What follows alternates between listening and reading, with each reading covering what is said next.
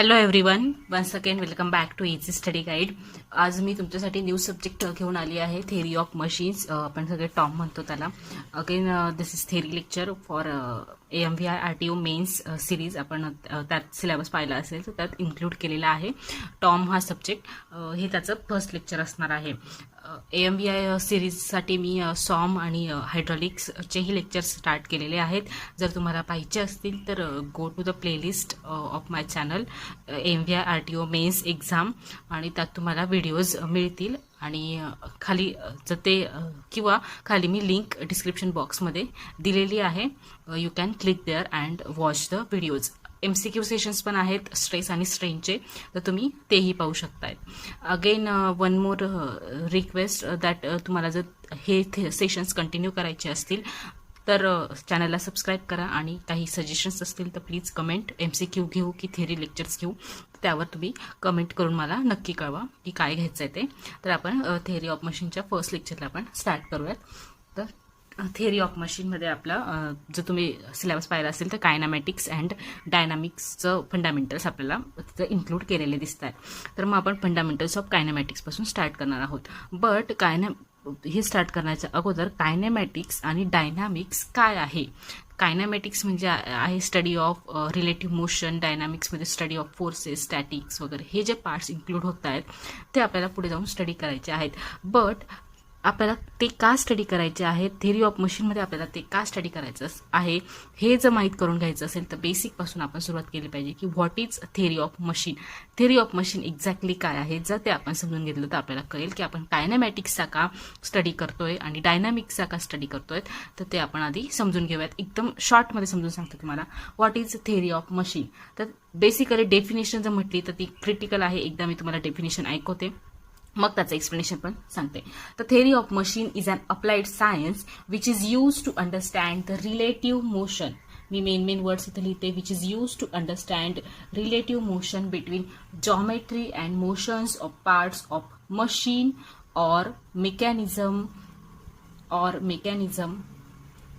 and study of forces which produce these motions. म्हणजेच काय होतं, परत एकदा definition. Theory of machine is an applied science which is use to understand the relative motion between the geometry and motions of parts of a machine or mechanism and study of forces which are producing these motions. तर basically हे critical वाटतंय, difficult वाटतंय ऐकायला. तर theory of machine म्हणजे काय, in simpler terms म्हणायचं झालं तर theory of machine he study आहे. कशाचा स्टडी आहे तर मशीन लिंक्स किंवा मेकॅनिझमच्या लिंक्सचा किंवा पार्ट्सचा आहे. त्यांच्यामध्ये किती रिलेटिव्ह मोशन आहे त्या पार्ट्समध्ये, ते एकमेकांसोबत कसे मूव्ह होत आहेत, किती फॉरवर्ड जात आहेत किंवा बॅकवर्ड जात आहेत, तर त्याचा जो स्टडी आहे तो थेरी ऑफ मशीन. आणि ही रिलेटिव्ह मोशन प्रोड्यूस होण्यासाठी काहीतरी फोर्सेस अप्लाय होतात. तर या सगळ्यांचा स्टडी जो आहे तो थेरी ऑफ मशीनमध्ये करायचा आहे. मग रिलेटिव्ह मोशनशी रिलेटेड काय आहे, कायनेमॅटिक्स आहे. फोर्सेसशी रिलेटेड काय आहे, डायनामिक्स आहे.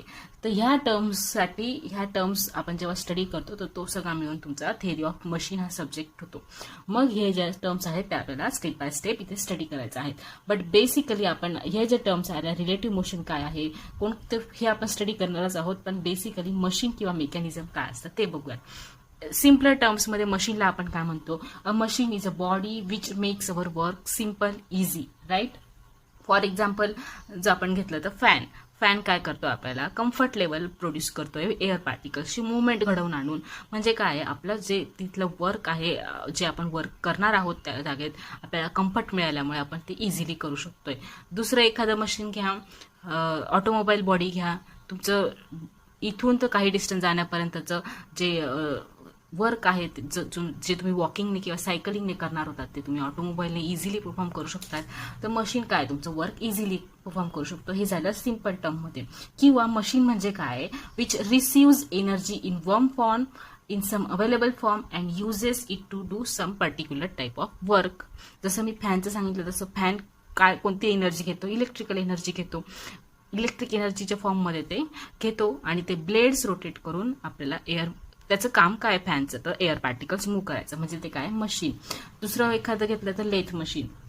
लेथ मशीन काय करतं, एनर्जी कोणत्या फॉर्ममध्ये घेतं, तर मेकॅनिकल फॉर्ममध्ये घेतं आणि लाईन शाफ्टकडून मेकॅनिकल फॉर्ममध्ये घेतं and this energy is then utilize to remove the metal from the work piece. तर बेसिकली मशीन काय which receives some energy in the form of some available form and uses it to do particular work.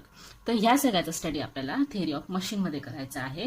मग machine आणि मेकॅनिझममध्ये काय असतात, ते काय असतात, त्यांचं स्टडी कशात, the study of mechanisms involves, काय इन्व्हॉल्व्ह असतात, तर दोन असतात, अनालिसिस आणि सिंथेसिस. अनालिसिस आणि सिंथेसिसचा आपण तिथे स्टडी करत असतो. तर अनालिसिसमध्ये काय आहे, अनालिसिस म्हणजे काय, study of motions and forces concerning different parts on mechanism. म्हणजे मेकॅनिझमला मूव्ह किंवा काय करायचं असेल तर त्याला त्या कोणत्या मोशन्स आहेत, ह्या मोशन्स घडवून आणण्यासाठी कोणते फोर्सेस आहे याचा आपण स्टडी करतो, त्याला अनालाइज करतो. आणि सिंथेसिसमध्ये काय असेल, आपण न्यू मेकॅनिझम फॉर्म करतो. Involves the design of various parts of a machine. मग त्याचा शेप आपण तिथे डिझाईन करतो, साईज डिझाईन करतो, किती मोशन्स रेस्ट्रिक्ट करायचे आहेत ते डिसाईड करतो. म्हणजे आपण एक नॉर्मल आपल्या रिक्वायरमेंटनुसार आपण मेकॅनिझम किंवा मशीन डिझाईन करत असतो. तर ह्या दोन पार्टमध्ये ते डिवाइड झालेलं आहे. आणि मग ह्या दोन पार्टमध्ये डिवाइड करत असताना आपण कोणकोणत्या टर्म्सचा स्टडी करत असतो, तर ते असतं कायनेमॅटिक्स, देन असतं डायनामिक्स. डायनामिक्स पुढे कुठे कशात डिवाइड झाला आहे, ते झालं आहे स्टॅटिक्स आणि कायनेटिक्स. तर आपल्याला ह्या टर्म्स स्टडी करायच्या आहेत आणि ह्याच आपल्या सिलेबसमध्ये इन्व्हॉल्व्ह केलेल्या आहेत. तर व्हॉट इज कायनेमॅटिक्स आपण ते बघूयात. मी आता तुम्हाला ह्या तिघही टर्म्स सांगणार आहेत, पण जेव्हा आपण डिटेल स्टडी करू तर आपण पहिल्यांदा कायनेमॅटिक्सचा स्टडी करणार आहोत, मग हळूहळू आपण डायनामिक्सकडे बोलणार आहोत. बट आता इनिशियली तुम्हाला एक आयडिया मिळाली म्हणून मी तुम्हाला सांगत आहे. तर पहिल्यांदा कायनेमॅटिक्स बघूयात. What is kinematics. तर कायनेमॅटिक्स काय स्टडी करतं, it relates to study of relative motion. Relative motion कशातली relative motion, between the parts of the machine.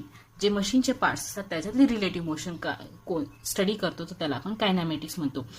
कोणत्या फॉर्ममध्ये ते आपण स्टडी करत असतो, तर त्याचे पॅरामीटर्स डिसाईड केले आहेत. फॉर कोणकोणते पॅरामीटर्स असतील, पॅरामीटर्स कोणते असतील, व्हेलॉसिटी असतील, ऍक्सेलरेशन असेल, रोटेशनल असेल, मोशनच्या रिलेटेड जे असते ते रोटेशन स्पीड असेल और डिस्प्लेसमेंट असतील. तर हे जे रिलेटिव्ह मोशन ऑफ पार्ट्स आहेत मशीनचे त्याचा जो स्टडी करतो आपण त्याला कायनेमॅटिक्स म्हणतो.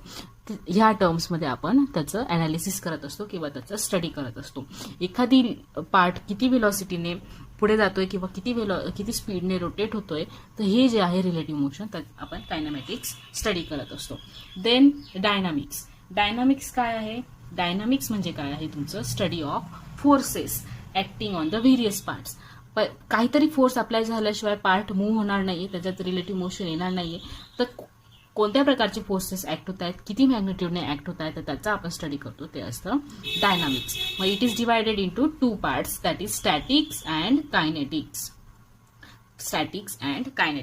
मग स्टॅटिक्स काय, it deals with the forces which act on a part of machine which may be assumed without mass. म्हणजे काय, आपण असे फोर्सेस यात स्टडी करतो की ज्यात आपण मासचा विचार करत नाही किंवा विदाऊट मास आपण त्याच्यात ते अज्युम करत असतो की ते त्या विदाऊट मास त्याच्यावर तेवढा फोर्स ऍक्ट होत असेल का नाही, ते आपण स्टॅटिक्समध्ये डिसाईड करतो. आणि कायनेटिक्समध्ये काय असेल, आपण विथ मास किंवा विथ मॅटर त्याचा इफेक्ट किंवा त्या फोर्सेस स्टडी करत असतो. फॉर बेटर अंडरस्टँडिंग मी एक इलस्ट्रेशन दाखवते तुम्हाला स्टीम इंजिनचं, ते आपण स्टडी करूयात. त्याच्यावरून तुम्हाला कायनेमॅटिक्स, स्टॅटिक्स आणि कायनेटिक्सचा अंदाज येईल. सो बघा पुढचं image. So this is the schematic diagram of reciprocating steam engine. तर स्टीम इंजिन हे आहे सिलेंडर तुमचं, then this is piston, then this is guide, हा कनेक्टिंग रॉड आणि हा तुमचा आहे होल क्रँक. तर यात आपल्याला ह्या ज्या लिंक्स आहेत त्या आपण नंतर स्टडी करणार आहोत. आपल्याला आता फक्त स्टॅटिक्स, कायनेमॅटिक्स आणि डायनामिक्स म्हणजे काय ते ह्या डायग्रामवरून आपल्याला स्टडी करायचं आहे. तर पहिल्यांदा मी तुम्हाला सांगून देते की हे स्टीम इंजिन कसं वर्क करेल. तर स्टीम इंजिनमध्ये तुमची इकडून स्टीम येणार आहे, जी बॉयलरमधून आहे ती काय करेल, तुमच्या पिस्टनला रेसिप्रोकेट करेल. ह्या गाईडमध्ये हे गाईड आहे ते फिक्स आहे, ह्या गाईडमध्ये त्याची लेंथ होईल. जशी ती रेसिप्रोकेट होईल तसा तुमचा कनेक्टिंग रॉड या प्रकारे तुमची मोशन करत राहील. जसा तो मोशन करेल तसा तुमचा क्रँक रोटेट होईल. So this reciprocating motion of piston is converted into rotary motion of crank. In this way steam engine works. So आता यात आपण कायनेमॅटिक्स म्हणजे काय ते बघूयात पहिल्यांदा. तर मी जसं सांगितलं तर kinematics is the study of relative motion of the parts. Same year आपण स्टीम इंजिनमध्ये कायनेमॅटिक्सचा स्टडी कसा करणार आहोत. तर कायनेमॅटिक्सचा स्टडी म्हणजे काय आहे, रिलेटिव्ह मोशनचा study. Under the study of kinematics the relative motion of various parts. मग व्हेरियस पार्ट्स कोणकोणते, पिस्टन झालं, कनेक्टिंग रॉड झालं, क्रँक झालं, सिलेंडर झालं, जे आहे व्हेरियस पार्ट्स आपण आता रिलेटिव्ह मोशन कशाला इथे पिस्टनला आहे, कनेक्टिंग रॉडला आहे, क्रँकला आहे, तर यांची आपण कायनेमॅटिक्स म्हणजे रिलेटिव्ह मोशन. मग मी पॅरामीटर्स पण सांगितलं तुम्हाला, velocity, acceleration, displacement, then rotational speed, हे आपण कायनेमॅटिक्समध्ये स्टडी करतो. When we can study this provided that the length of various parts is known to us. आपल्याला वेगवेगळ्या पार्ट्सची लेंथ जेव्हा माहीत असेल तेव्हा आपण रिलेटिव्ह मोशनचा स्टडी करू शकतो, म्हणजेच कायनेमॅटिक्सचा स्टडी करू शकतो. In this way kinematics is about relative motion of various parts. Then आहे तुमचं स्टॅटिक्स. मग स्टॅटिक्स म्हणजे काय, स्टॅटिक्सचा जर स्टडी करायचा असेल तर तुम्हाला हे इंजिन एक फ्रेमवर्क म्हणून एक ट्रीट करावं लागेल की ते वेगवेगळ्या पिन जॉईंट्सने वेगवेगळ्या ठिकाणी फिक्स केलेले आहे. मग आपण स्टॅटिकमध्ये काय करतो, स्टॅटिक मी काय सांगितलं, static deals with the forces which act on the parts without mass. मग आपण हे पिन जॉईंट केलं, मग या पिस्टनवर किती फोर्स ॲक्ट होतो आहे, ही जेव्हा पिस्टन रेसिप्रोकेट होते तेव्हा कनेक्टिंग रॉडवर किती फोर्स ॲक्ट होतो, आपण हे वेगवेगळ्या पॉईंटला आपण स्टडी करणार आहोत. पिस्टनला समथिंग अमाऊंटमध्ये फोर्स अप्लाय झाला, त्याच्यामुळे ती रेसिप्रोकेट किती प्रमाणात होईल, किंवा जेव्हा पिस्टन रेसिप्रोकेट होईल तेव्हा तुमच्या कनेक्टिंग रॉडवर किती फोर्स ॲक्ट होईल. म्हणजे याच्यात आपण पिस्टनच्या मासचा विचार करत नाही आहे. आपण पिस्टनच्या मासचा विचार न करता जेव्हा त्याच्यावर फोर्स ॲक्ट होतो तेव्हा ती किती डिस्प्लेस होते, त्याच्यावर प्रेशर किती आल्यामुळे त्याचं डिस्प्लेसमेंट किती होतं आहे. मग आपण डिस्प्लेसमेंट कशाने मेजर करणार याची, किंवा आपण ॲनालिसिस कसं करणार, तर जेव्हा आपल्याला पिस्टनचा एरिया माहीत असेल आणि त्याच्यावर ॲक्ट होणारा प्रेशर माहीत असेल तेव्हा आपण पिस्टनवर ॲक्ट होणारा फोर्स आपण कॅल्क्युलेट करू शकतो. हा जो स्टीम फोर्स असेल तो काय करेल, कनेक्टिंग रॉडमध्ये थ्रस्ट प्रोड्यूस करेल, आणि by resolution of forces we can find the various forces acting on the connecting rod and crank pin. याच्यावर थ्रस्ट ॲक्ट झाला, हा इन्क्लाइंड आहे, आपण रिझोल्युशन ऑफ फोर्सेस केलं, साइन थिटा कॉस थिटा केलं, तर आपल्याला कनेक्टिंग रॉडवर क्रँक पिनवर ॲक्ट होणारे फोर्सेस आपल्याला डिटरमाइन करता येऊ शकतात. In this way statics works in which the forces acting on various parts are studied without considering मास न कन्सिडर करता आपण ते स्टडी करत असतो. आणि मग आपल्याला नेक्स्ट प्रॉब्लेम काय आहे आपला, डायनामिक्स आहे. तर डायनामिक्स किंवा कायनेटिक्स म्हणतात. डायनामिक्सचे दोन प्रकार आहेत, स्टॅटिक्स आणि कायनेटिक्स. तर कायनेटिक्स काय आहे, कायनेटिक्समध्ये आपण काय करतो, inertia forces acting on various parts of engine. Inertia forces म्हणजे काय, इनर्शिया फोर्स म्हणजे काय असतो, जो फोर्स तुमच्या पर्टिक्युलर बॉडीला त्याच्या जी मोशन आहे त्या मोशनमध्ये कंटिन्यू करतो. म्हणजे सपोज तुमचं क्रँक रोटेट होत असेल तर इनर्शिया फोर्स त्याला काही वेळासाठी, जरी पिस्टन रेसिप्रोकेट व्हायचं थांबली तरी काही वेळासाठी त्याला तो रोटेट करत राहील, म्हणजे तेवढा त्याचा इनर्शिया फोर्स असेल. जसं तुमचं कारचं एक्झाम्पल, तुम्ही ब्रेक अप्लाय केल्यानंतर पण चाकं लगेच थांबत नाही, काही डिस्टन्स जाऊन ते थांबतात, त्या पद्धतीने इनर्शिया फोर्सेस. तर कायनेटिक्समध्ये आपण काय स्टडी करतो, we determine the inertia forces acting on various parts of engine since each part of a machine is subjected to ॲक्सेलरेशनला सब्जेक्टेड आहे, पिस्टन आहे, रेसिप्रोकेटिंग मोशन आहे, कनेक्टिंग रॉडला ही तुमची अँग्युलर मोशन आहे, ही या प्रत्येकाला इथे काय आहे, ॲक्सेलरेशन आहे. मग ॲक्सेलरेशन आलं म्हणजे तुमचं तिथे मास आला. म्हणजेच आपण कायनेटिक्समध्ये फोर्सेसचा आपण स्टडी करतो with considering the mass. Acceleration तुमचं मासवर डिपेंड असतं. मग या प्रत्येक पार्टचा जर मास माहीत असेल तुम्हाला तर तुम्ही तिथे त्याचा इनर्शिया फोर्स आपण फाइंड आउट करू शकतो आहे आणि आपण कायनेटिक्सचं ॲनालिसिस करू शकतो आहे. So this was about kinetics, statics and kinematics. कायनॅमॅटिक्समध्ये आपण रिलेटिव्ह मोशन्स स्टडी करतो, स्टॅटिक्समध्ये फोर्सेस कन्सिडर करतो पिन जॉईंट करून विदाऊट कन्सिडरिंग मास, आणि कायनेटिक्समध्ये तुम्ही इनर्शिया फोर्सेस फाइंड आउट करत असतात. नेक्स्ट बघूयात आपण पुढे, हे झालं तुमचं कायनेटिक्स. आता आपण बघूयात कायनेमॅटिक लिंक काय असतं ते. So this was about kinetics, kinematics आणि स्टॅटिक्सचं इलस्ट्रेशन होतं ते. आय होप तुम्हाला ते समजलं असेल. आपण आता नेक्स्ट पार्टकडे बघूयात, which is important, kinematic link. Kinematic link or element. तर काय असतं ते कायनेमॅटिक लिंक काय असते त्यालाच इलेमेंटही म्हणतात. Kinematic link each part of a machine which has relative motion with respect to other part of a machine is known as kinematic link or element. म्हणजे असा पार्ट असतो, असा पार्ट की ज्याला दुसऱ्या पार्ट सोबत काहीतरी रिलेटिव्ह मोशन असते त्याला काय म्हणतो आपण kinematic link or element of a machine. तर यात एक इम्पॉर्टंट गोष्ट लक्षात ठेवायची आहे, एमसीक्यू विचारला जाऊ शकतो. A link is not necessary a rigid body. प्रत्येक वेळी लिंक ही रिजिड बॉडी असेल हे गरजेचं नाही. तर त्यासाठी एक नवीन शब्द आहे. तर लिंक कशी असली पाहिजे, link should be a resistant body. A resistant body विचारला जाऊ शकतो हा एमसीक्यूला की kinematic link is a rigid body, then option B resistant body, option C elastic body, option D something assume करून घ्या. तर हे काय आहे, लिंक शुड बी किंवा link is a resistant body. मग रेझिस्टंट बॉडी म्हणजे काय, resistant body is one which is capable of transmitting required motion and forces with negligible deformation.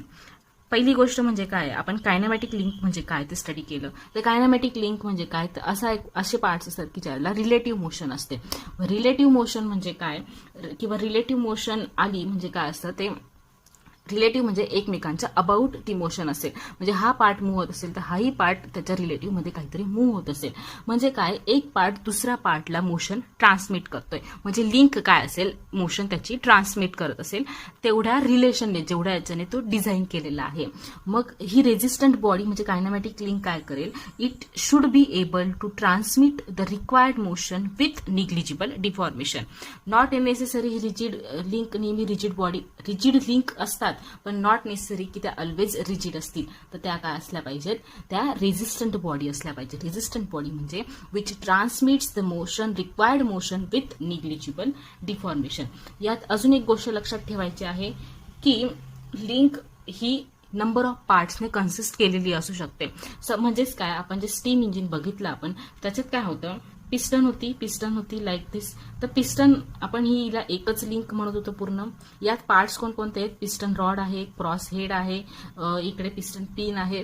हे डिफरंट पार्ट्सने ही एक कंबाईन लिंक केलेली आहे. आपण प्रत्येक पार्टला लिंक म्हणू शकत नाही. म्हणजे काय, ही पूर्ण पार्ट असेंबल होऊन मूव्ह होत आहे. तर link can be assembled or can include a number of parts connected in such a way that they have no relative motion between them. म्हणजे काय, क्रॉस हेड आणि पिस्टन रॉड मध्ये relative motion आहे का, नाही, बट ते त्या पद्धतीने असेंबल केलेले आहेत की जेव्हा ते पूर्ण दोघं कंबाईन होतील तर पूर्ण पार्टला मोशन येईल, ना की क्रॉस हेडला वेगळी मोशन असेल आणि पिस्टन रॉडला वेगळी मोशन असेल, असं नाही होत.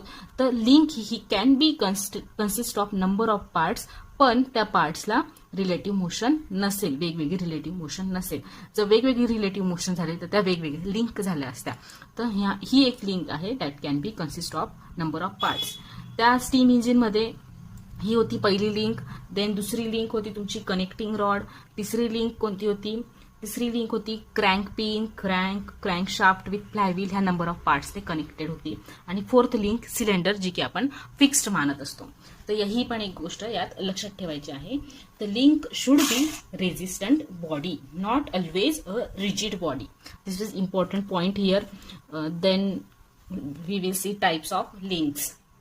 टाइप्स ऑफ लिंक्स काय आहे तिथे, टाइप्स ऑफ लिंक पहिली आहे रिजिड लिंक. रिजिड लिंक म्हणजे काय असेल तुम्हाला समजलं असेल, the links which do not undergo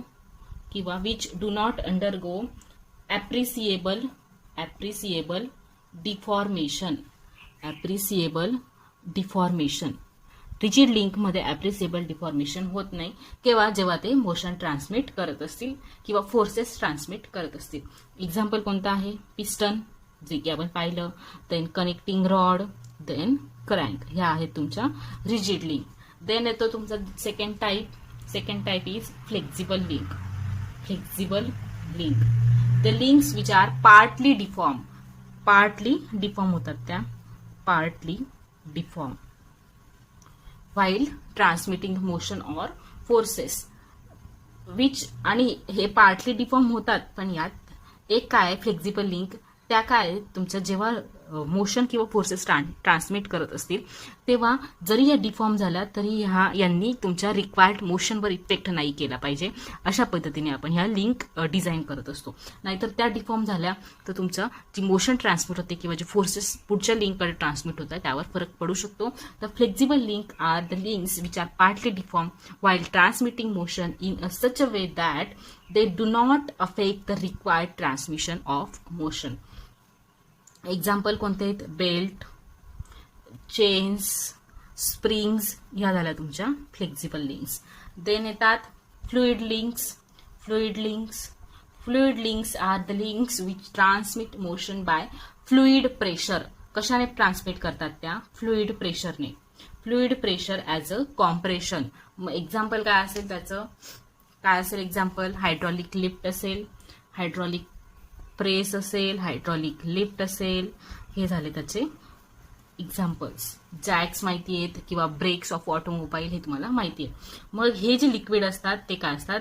resistant to compressive forces आणि म्हणून ते लिंक म्हणून ऍक्ट होतात. जर त्यांच्यात कॉम्प्रेशन झालं तर जो फोर्स आपण ट्रान्समिट करतोय तो त्या कॉम्प्रेशनमध्ये ऍब्सॉर्ब होईल आणि तुमचा रिक्वायर्ड फोर्स तिथे ट्रान्समिट होणार नाही. म्हणून दीज फ्लुइड्स आर, जे हायड्रॉलिक ऑइल किंवा काय यूज करतो आपण ते रेझिस्टंट टू कॉम्प्रेशन असतं, म्हणजे त्याच्यात कॉम्प्रेशन होत नाही. मग रिजिड लिंकचे आपण परत टाइप्स बघूयात. अगदी सोपे आहेत, इझी आहे समजायला पण. आय नो हे सेशन थोडं लेंदी होत आहे बट स्टील आपल्याला पटापट सिलेबस कव्हर करायचा आहे. तर types of rigid link. Rigid links. तर रिजिड लिंक्स हे कशावरून टाईप पडतायत? तर depending upon the points at which link is attach in a mechanism. म्हणजे मेकॅनिझममध्ये लिंक कशी अटॅच झालेली आहे त्याच्यानुसार आपण हे टाईप पाहणार आहोत. तर आहेत माहीतही असेल तुम्हाला बायनरी लिंक. बायनरी लिंक याच्यातच शब्दातच आहे सगळं. किती पॉईंटला अटॅच असेल? 2 पॉईंटला अटॅच असेल. ह्या टाईपची ती लिंक असेल तुमची. This will be binary link. 2 पॉईंटला अटॅच असते. Then ternary link. Ternary link किती पॉईंट्सला अटॅच असेल? 3 पॉईंटला अटॅच असेल. Ternary link will be attach at 3 points. मेकॅनिझमला 3 पॉइंट्सला अटॅच असेल. आणि क्वार्टरनरी लिंक. क्वार्टरनरी लिंक किती पॉइंट्सला अटॅच असेल? तर it will be attach to 4 points. It will be attach to 4 points.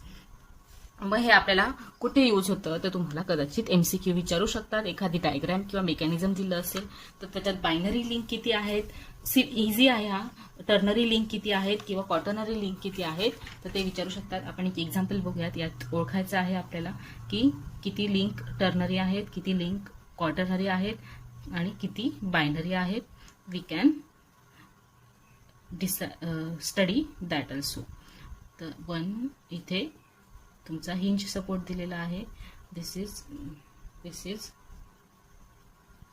1 2 3 4 5 6 7 8. तर यात ओळखायच्या आहेत आपल्याला बायनरी किती आहेत. बायनरी किती आहेत? बायनरी म्हणजे काय? 2 पॉईंटला अटॅच. मग 2 पॉईंटला अटॅच असलेल्या कोणकोणत्या आहेत? तर 1 नंबरची लिंक आहे. परत 2 नंबरची लिंक 2 पॉईंट्सला अटॅच झाली आहे. 3 नंबरची लिंक 2 पॉईंट्सला अटॅच झाली आहे का? नाही. ही पूर्ण शेडेड पोर्शन म्हणजे काय? पूर्ण लिंक डिनोट करते. तर ती 4 पॉईंटला अटॅच झाली आहे म्हणजे ती क्वार्टरनरीमध्ये येणार. क्वार्टरनरी लिंक कोणती आहे? 3 नंबरची. 4 नंबरची अगेन 2 पॉईंट्सला अटॅच झालेली आहे. 4 नंबरची. 5 नंबरची 2 पॉईंट्सला अटॅच झाली आहे. 5 नंबरची. 6 नंबरची 1 2 3ला अटॅच झालेली आहे म्हणजे ती टर्नरीमध्ये येणार. टर्नरीमध्ये. 6 नंबरची आहे. 7 नंबर कशाला अटॅच झालेली आहे तुमची? ह्या 2 पॉईंट्सला अटॅच झालेली आहे. 7 नंबर बायनरीमध्ये येणार. 8 नंबरची कशाला अटॅच झालेली आहे? टर्नरी. सिंपल आहे, तुम्हाला आयडेंटिफाय करायचं आहे. So this was about links. आपण नेक्स्ट याच्यात स्ट्रक्चर म्हणजे काय आणि नंतर डिग्री ऑफ फ्रीडम वगैरे आपण स्टडी करूयात. तोपर्यंत तुम्ही बाकीच्या विषयांचा स्टडी करू शकताय. मी नेक्स्ट सब्जेक्ट आणणारच आहेत लवकर. So keep studying and like my video if you really like the session और सजेशन्स पण वेलकम आहेत तर तुम्ही सजेस्ट पण करू शकताय. Thank you very much.